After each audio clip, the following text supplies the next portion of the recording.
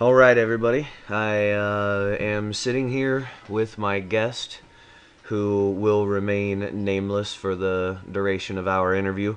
I caught word that there was a complex in Akron, Ohio, and it's a complex for veterans.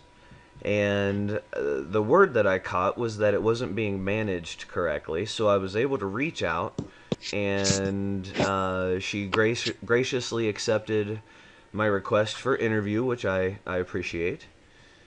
And we are about to be told, you've already told me some things, and it's all pretty bad, but I want you to tell everybody basically your story with this complex from the beginning all the way up to present day in the most concise terms that you can. You know, tell us, what the complex is about, what it's supposed to, what functions it's supposed to serve, and where management has maybe fallen short there. I'd be happy to. I am the girlfriend of a veteran who I will choose to also keep anonymous during this interview for safety reasons. And basically, this is a complex built for veterans, and they're supposed to be receiving around the clock assistance from outside organizations, social services, and other facilities in order to make sure that their basic daily needs are met. And however, sadly, that has not been being done. And basically it has resulted in the lack of these veterans being able to provide for themselves and has led to these veterans also panhandling on the streets in order to meet their basic needs. Now, there is other problems with the neighborhood, and we're looking at the Google Maps images of the complex right now. Um, there are other problems in the neighborhood, and I want to get to that.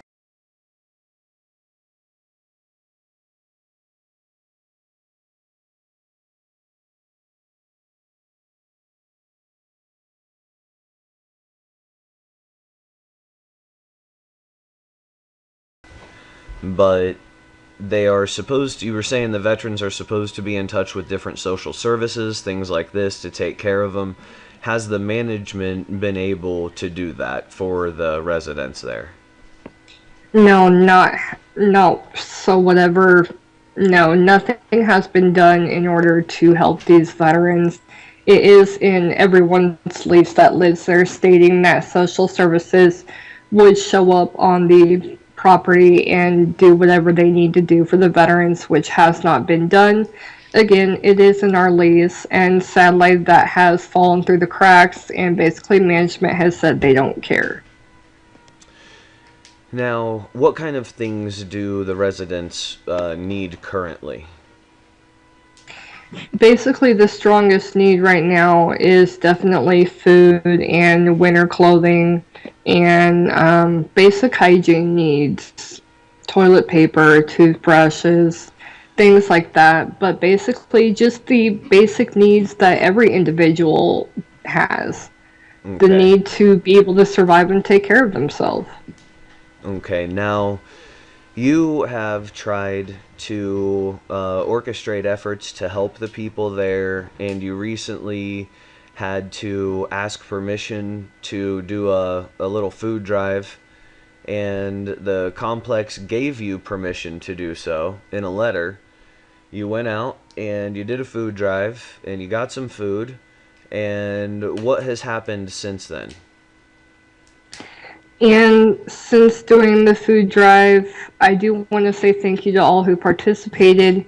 Basically, what has resulted in me now facing the danger of eviction alongside my boyfriend, who is a veteran on the complex property, due to my fight and my battle to take care of these veterans that I call my men. I live with them, I see them every day. They're my priority, and because I have a heart and because I want to make sure they're taken care of, I do what I can. And now my efforts and my resiliency to promise these veterans a better life, that I'm now facing eviction and other state and possible federal charges according to the complex management. Okay, so that's insane. They gave you permission to do so, which you shouldn't have had to ask for. And then you go ahead and do it, and then they say that you weren't supposed to do it, or what did they say? Did they They say basically they deny the permission that they gave in the letter.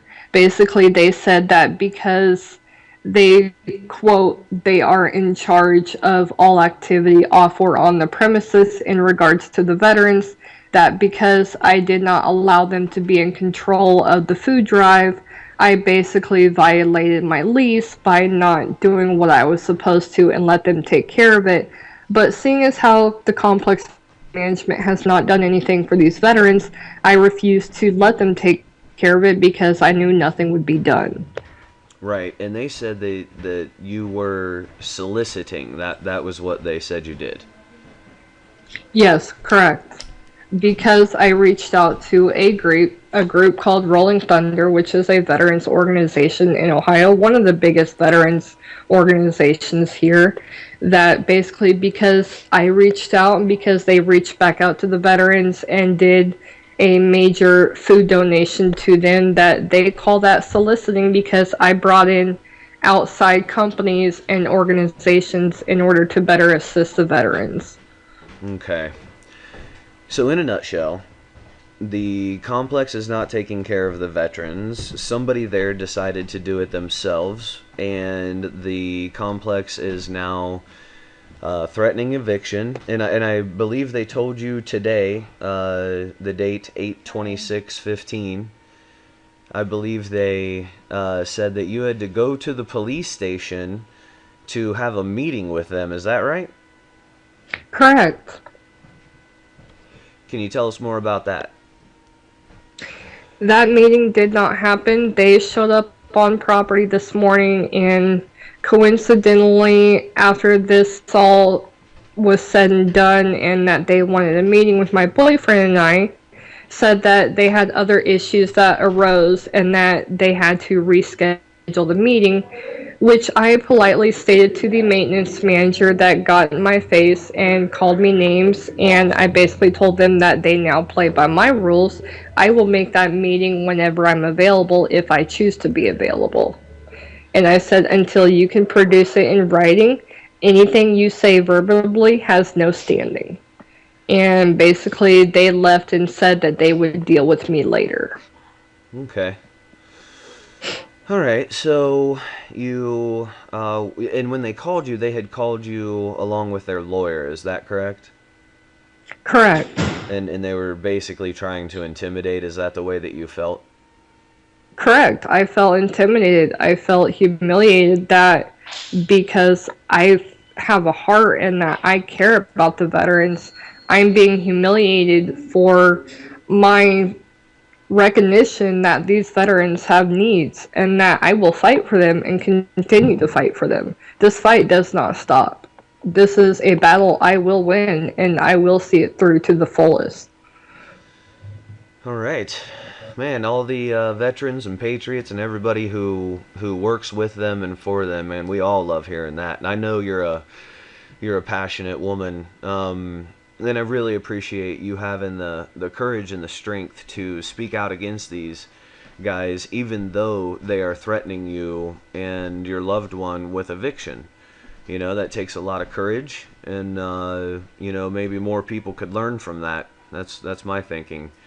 Last thing before we wrap this up, what do you believe is the number one thing that people can do to help your situation right now? I think the biggest thing that can be done to help my situation is donate, donate, donate. These veterans have needs. They do not reach out for help because, being a veteran, they are used to taking care of their men on the front line, and coming back to civilian life, they're not prepared to readjust to being in the community, and some of them don't cope very well And my biggest thing is to really think about them, come see them, even if it's just to say thank you, donate, spend time with them, reach out to them. They don't like to ask for help. It's a pride issue, and they are very gracious for any donations that they can find. But again, these men now, because of not only myself and what I'm facing, are scared that they will do it to the whole entire complex.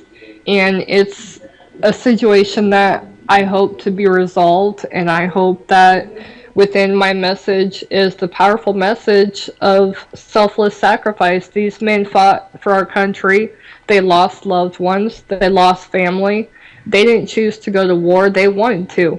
It was part of their service to our country for the place that we all call home.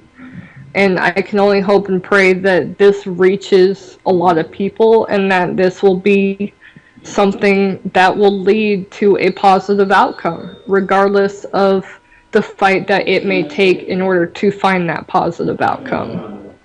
Very selfless, very righteous in your cause, man. And now this is 263 North Arlington Street in Akron, Ohio. Correction. What's Correction. It's 218 North Arlington oh, on is Google my Street, address. on Google Street Maps, it's 263. So That's fun. That's funny anywhere because between it's 218 and 263, I guess. so yes, it's Yeah.